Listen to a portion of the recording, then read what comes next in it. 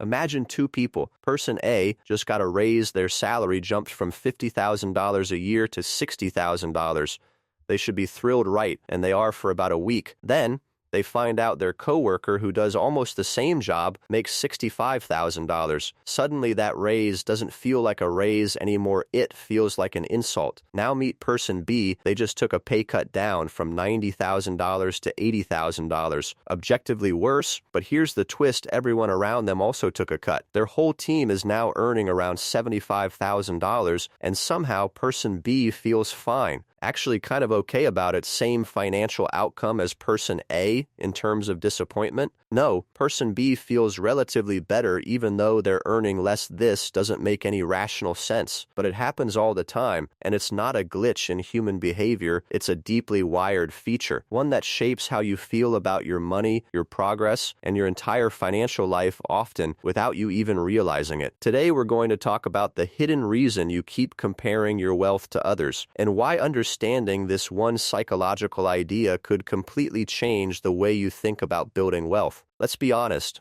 most of us have done it. You're scrolling through Instagram or LinkedIn and you see someone your age just bought a house, or took a business class flight to Bali, or posted about hitting their first 100K in savings. And for a split second, maybe longer, something shifts inside you. Even if your own finances are actually in decent shape, even if you're making progress, suddenly your progress doesn't feel like progress anymore. This is what psychologists call social comparison, and it's one of the most powerful and most underestimated forces shaping your financial decisions. Most people assume that comparing yourself to others is just a bad habit, something to fight against, something to cure with a motivational quote and a social media detox. But here's what they get wrong. Social comparison isn't a character flaw. It's not laziness or jealousy or insecurity. It's literally how your brain was designed to work. And until you understand why it's wired this way, you'll keep losing the battle against it no matter how many productivity books you read. Back in the early 1950s, a social psychologist named Leon Festinger came up with an idea that changed how we understand human behavior. He called it social comparison theory. His basic observation was this: human beings have a fundamental need to evaluate themselves. We want to know, am I doing okay? Am I smart enough, strong enough, successful enough? But here's the problem. There's no objective ruler for most of this stuff. There's no universal scoreboard that tells you whether your life is going well or not. So what do? We look at other people. We use other people as our measuring stick. Their salaries, their houses, their vacations, their investments, these become the benchmarks we judge ourselves against. And this made perfect sense for thousands of years of human evolution. If you lived in a small tribe of 150 people, knowing where you stood relative to your neighbors was genuinely useful information. It helped you understand your social status, your access to resources, your standing in the group. The problem is that we're no longer living in tribes of 150 people. We're living in a world where we can instantly compare ourselves to millions of people at once on social media, on the internet, in the news, people who are richer, more successful, better looking, and seemingly further ahead at every stage of life. Our brains weren't built for this, and the result is something researchers call reference group expansion, the idea that we're constantly measuring ourselves against a much larger, much wealthier, much more curated version of the world than actually exists around us. Think about it like this. Imagine you're playing a video game, and the leaderboard you're competing on suddenly includes every single player in the entire world, not just the people in your local area. Suddenly, your score doesn't look nearly as good. You feel behind. You feel like you're losing, but you haven't actually changed. The game hasn't changed. Only the comparison has changed. That's exactly what happens with social media and wealth comparison today.